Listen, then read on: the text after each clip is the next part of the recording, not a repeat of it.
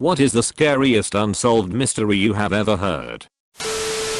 Happened during the football championship 2006 in Germany. A girl named Frauklebs was watching a game with friends and texting her roommates not to worry, she would come home late. After leaving the pub at around 11 p.m. no one ever saw her alive again. Now the strange part, in the following week she texted and called a friend and her parents stating that she's alright and will come back soon, although with her unusual sleepy voice. At her last call she accidentally said yes when her sister was asking if she's been held against her will and instantly correcting to a no. This was the last time someone heard of her. Her corpse was found in the woods close to where she disappeared 3 months later with no indication who her killer is. The body in boiler stack 9. Basically some maintenance workers found a well-cooked body in the stack of a boiler in the steam plant at a paper mill. Nobody knows who it was, but there are signs that he died very slowly. He was found with his clothes off and wrapped around his feet and hands, as if to protect himself from the searing hot metal. The theory is that he was exploring during the weekend when the boiler was off, got stuck, and was unable to alert anyone before they started the boilers back up the following week. The body had been in there for months by the time he was found.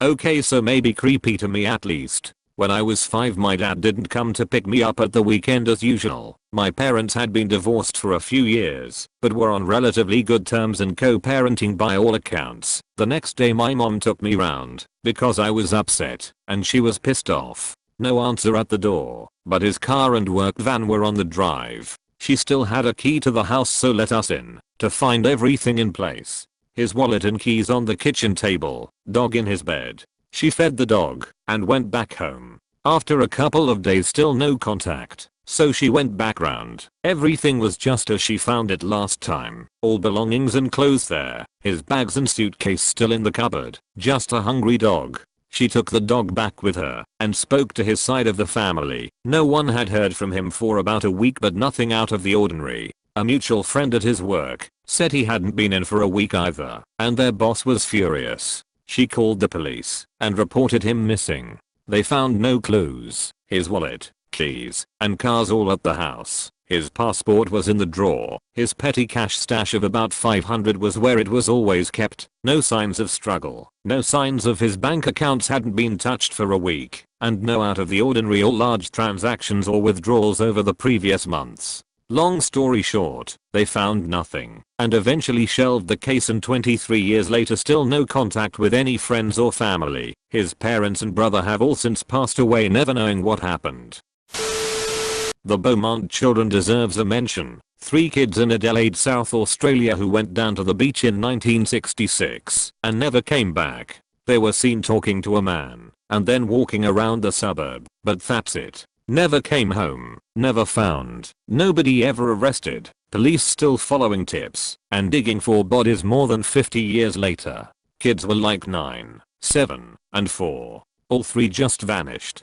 Parents refused to move from the house for a very long time, in case they ever came home. Does my head in?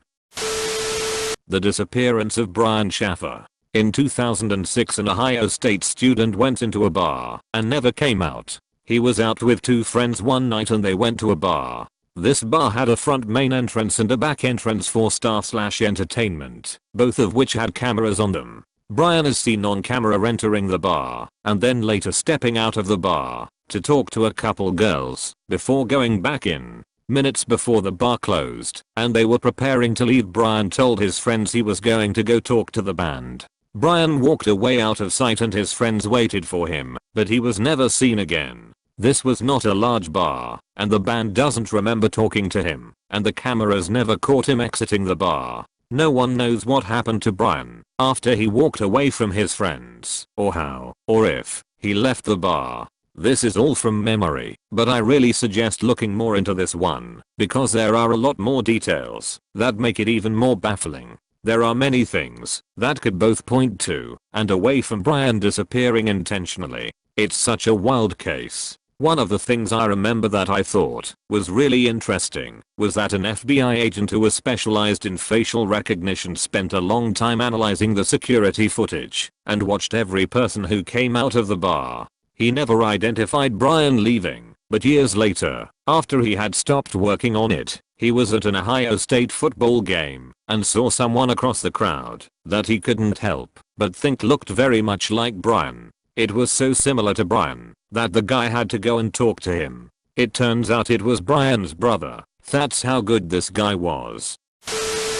Antoinette K. Editor's kidnapping. She let her kidnapper in after he said that he was Uncle Joe, where they threw her into a van. The creepy part is a year later, someone called 911 claiming to be her, and someone shouts in the background who said you could use the phone. And a struggle is heard before the call cuts off. Antoinette's mom said that she was sure it was her daughter's voice. Then 4 years later, a girl matching Antoinette's description was acting strange in a diner and left a note on a napkin that said please help, call police. She's still missing, and she went missing in 1986. The Bottom Lake Murders. In 1960 in Finland, a group of 4 teenagers went camping near of Lake Bottom. 2 girls both aged 15 and 2 guys both aged 18. At night 3 of them were killed, and the only one of the boys survived. Their bodies and the horribly injured boy were found a few hours before noon. The badly injured boy was laying on top of the bloody tent. If you search for pictures of the tent, you can see that it's completely drenched in blood. The boy was not fully conscious and had several fractures in his skull. He survived and is still alive today with no memory of what happened. The police tried everything to find out what happened. Later in 2005 the survivor was accused of being the murderer. I however do not believe this to be true. Some of the teens' possessions were taken, wallets, shoes etc. Some were later found in the forest 500 meters away. With the injuries he had, walking that distance would have been impossible. Also, why come back to the crime scene? There was also no way this boy could have caused himself injuries to the back of the head. Also, sometimes like the leather jacket from the boy that died still haven't been found. To search for the murderer, the largest manhunt in Finland's history was conducted. 88 searched criminals were found in the forests of Espoo as a result, but not the murderer. There were multiple sightings of a light-haired man walking nearby the crime scene before and after the crime. He was never found. Edit. I forgot to tell how they were killed. Their heads were bashed and hit with a big rock/steel rod. They were also stabbed through the tent fabric with a knife. The cause of death for the 3 were head injuries. One of the girls had been stabbed over 10 times. Asher degree. 10-year-old girl got up in the middle of the night, packed her backpack and left home. A year later her backpack was found buried inside a duct tape bag, 30 miles away in a construction site. She was seen multiple times walking alongside of a road during the stormy night. Andrew Goston. Smart boy who had a perfect attendance record skips school to go to a train station to buy a one-way ticket to King's Cross in London on his own. As soon as he leaves the station, he seemingly vanishes in an area *CRAWLING* with CCTV cameras. None of the CCTV cameras in the entirety of London had saved footage of him, as the police waited 2 weeks before asking local businesses if there was any footage of him saved, and there's no evidence of him ever leaving the city. There's theories he was groomed or got snatched off the street, but that's pretty much impossible to do in such a busy area. He had a PSP on him when he disappeared, but Sony confirmed no PSN account had ever been made on his account. He had no access to the internet at home and didn't even have a mobile phone. Strangely, he left the charger for the PSP at home, suggesting he possibly intended to come back. The Satagaya family murders. The killer stayed in their house for a while after the murders, as if nothing had happened. He allegedly made himself some tea, took a nap, used their computer for a bit, and helped himself to some of their ice cream. I feel like someone who is that comfortable being in a house with people he just murdered has done it before and will probably continue as long as they are not caught. Delphi Bridge murders. 2 preteen girls were murdered near a abandoned train bridge in Indiana, 2017. One girl got audio and video of the suspect walking toward them. 2 years later, and Len is still taking tips from the public. Amy Bradley. She was on a cruise. They only have suppositions on when exactly she disappeared, but it was on the ship, since the last sight of her was when the ship was en route to the Antilles. One of the theory is that she was sold to sexual slavery, but the details of her disappearance are really creepy. The fact she was taken in an enclosed space and nobody saw or found anything is baffling. Also, the ship's crew were quite uncooperative, first with the family and then the FBI, leading some people to think they had a kind of deal with a sex ring. Amy had told to her parents the night prior her disappearance that she was creeped out by some cruise members who were insistent for her to go with them on shore in Curacao. I'm not sure about that, but the fact is, her case is really sad. Some tourists have claimed to have seen her on the shore months later, malnourished and terrified with two men next to her. As of right now, it's been 21 years, and she's still missing. Zebquin. The guy goes missing. His car is found with a live puppy inside, headlights still on, and a pair of lips drawn on the back window with lipstick. Didn't they keep finding pairs of hands and feet around Hollywood Hills a few years back? I never heard an update on that case. I remember a story. Sadly, I don't recall any names, but it was is quite a well-known story where a German Jew disappeared.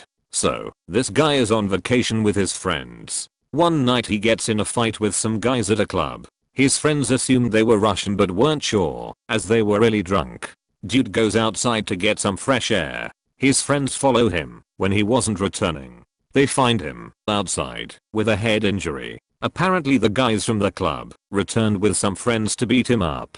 The next day he visits a doctor and is diagnosed with a small ear injury. He isn't allowed to fly and gets some medicine. He delays his fly home for a week or so, but not his friends. Now this is where the story gets strange. For the next days this dude sends paranoid messages to his mother and friends, telling them he feels weird, that something is strange, and that he is watched and followed by someone. In one of his last messages, he asked his mother to Google the medicine the doctor gave him. On the day of his departure he was filmed and seen at the airport. He was approached by security, I don't know why, and brought into a room. Security later said he was really nervous and always looking around, as if he was expecting to be followed.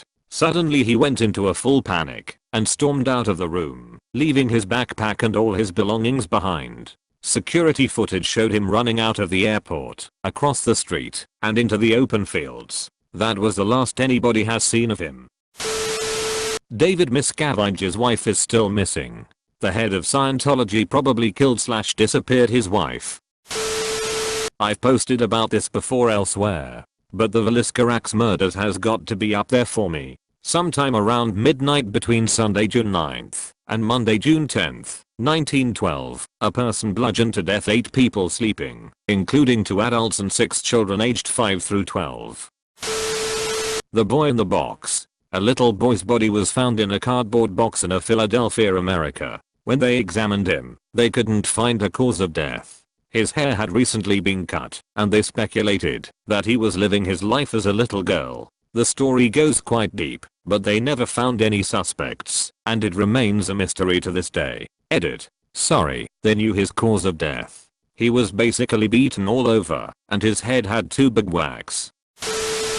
The Mary Celeste is one of my favorites. In November of 1872, the American brigantine Mary Celeste set off from New York for Genoa, Italy, with 10 people aboard. Nearly a month later, a British ship spotted the Celeste adrift some 400 miles east of the Azores, an archipelago off the coast of Portugal. Save for a few feet of water in the hold, the ship was perfectly undamaged and still contained 6 months worth of food and water. The cargo was intershade, and the crew's belongings were still in their quarters. However, not a single soul could be found on board. One of the lifeboats was missing, but the crew was never seen again. Multitudes of explanations have been offered, particularly after an investigation at the time found no evidence of foul play. Today, the fate of the Mary Celeste remains largely a mystery. Pirates probably would have left the ship in a worse state, and mutiny seems unlikely to historians. I don't know about you, but my money is on sea monsters.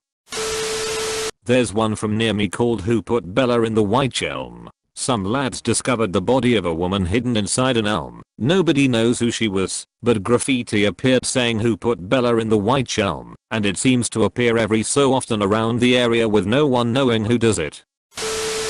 The Maximum Headroom broadcasts. Probably the most harmless of any post here, because it was just a bloke in a mask chatting ***t after hijacking Doctor Who. But if I was watching TV late at night and that thing happened, I wouldn't sleep for weeks.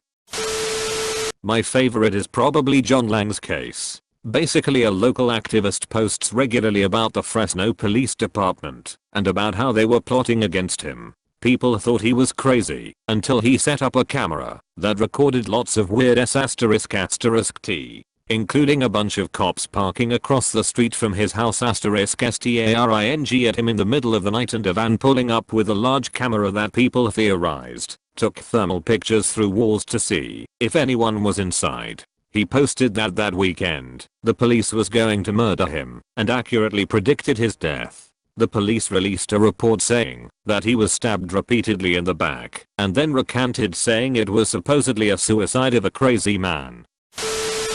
Correct me if I'm wrong, but did they ever actually catch the Zodiac killer? Been a while since I read anything about it, so things could have changed, but from what I remember they were never caught. A few years ago, 2 Dutch girls went traveling to South/Central America, Panama, and they went missing. The phone records were weird. They called 911 multiple times throughout the next few nights. Their camera was found with dozens of random photos taken in the middle of the night, as if they were trying to see using the flash. Then I think they found some body parts, a boot with a foot still inside, and a pelvis bone or something. Really creepy. https://n wikipedia/deaths_of/crease_crimmers_and_listen_frunedit, Panama, not Belize edit 2. Okay, I'm sorry, Panama is in North/Central America. The one that has always creeped me out has never been big news. In the early 90s I had a babysitter who loved to dumpster dive. One night she was doing it in this dumpster in downtown Sac, close to Wishing Well, and she found a skull with flesh still attached. It was a child's skull. She knew it instantly. She called her uncle, Len, from a nearby payphone, and he told her to sit tight and got authorities there. When it was on the news, they said they determined it was the skull of a non-human primate. She called BS on it and has forever maintained that it was a child's skull. Around 10 years ago I found myself on Sacramento County's UID page, and guess what's there? The remains of a child, skull only, found in a dumpster in downtown Sacramento. Fully lining up with everything I remember. I'll go check and link it. I'm sure it's still there. The monster with 21 faces, https://in wikipedia.org/wiki/glicko_marinaga_case, an extortion case from Japan that had deadly consequences for the parties involved. If you like Ghost in the Shell, then this is the case for you. Black Dahlia 10,000% cut in half and completely drained of blood, left somewhere posed for maximum effect. It still gives me the heaves. No matter how you look at it, or what theory you subscribe to, none really 100% fit, and even if you consider it solved by a theory, someone still did this to that poor woman. Literally terrifying. It's kind of a toss-up for me. The Tamam Shud case, https://n wikipedia.org/wiki/tamam_shud_case, or the Hinterkaifeck murders, https://n wikipedia.org/wiki/hinterkaifeck_murders. I have heard that there have been some things uncovered about the Tamam Shud case recently, but I don't think anything was definitively solved. The Hinterkaifeck murders is probably the more ***ked up one of these, because the perpetrator was clearly living in the victim's house before and after the killings, taking care of and feeding their livestock. ***t makes my skin crawl. About 3 years ago I was broken into. They stole essentially all my life savings, which was in precious metals, along with a bunch of other misc personal belongings. The police never found them. 3 days later I see my door is broken in again, and thieves came back and put a couple things back, including a gold ounce coin with a note attached that my dad had written to me when I was an infant, telling me he loved me. The disappearance of Jennifer Kess, where they actually caught a person of interest parking the girl's car and walking away on security camera footage, but they couldn't figure out who the person was. The camera was one that took a picture every 3 seconds, and in every picture, the suspect's face was obscured by part of the fence. 13-year-old Jard Negrete was a Boy Scout in California who disappeared while hiking with his troop in 1991. He was a little overweight, so the hike was too hard for him, so the scout leader decided to leave him behind and then reunite with him on the way back to camp. Well, he was never seen again except for a camera he must have dropped. The pictures made it seem like he was trying to use the flash to see in the dark. One of the pictures he took was of himself looking scared. The search continues. Just what happened to MH370? A massive airliner en route from one heavily populated city to another suddenly hangs a hard left before quietly disappearing from radar. No distress signal, no emergency call, just gone. Only one piece of debris ever found, washed up on a beach thousands of miles away. What'll the hell happened? Edit. Okay, so I don't exactly buy the suicide theory at the moment. It's a distinct possibility, but so is pilot error or mechanical failure. Plus I don't know how trustworthy the sources promoting the suicide theory are, considering some people are pushing it as though we know for sure that's what happened, when we most certainly don't. I'll have to check out the links you find people have provided before I decide what I think is the most likely explanation. Edit 2. Okay, so apparently about 10 pieces of small miscellaneous debris confirmed to be from 370 have been found, but the aircraft as a whole remains missing. Make sure to like and subscribe for more daily content. Thanks for watching.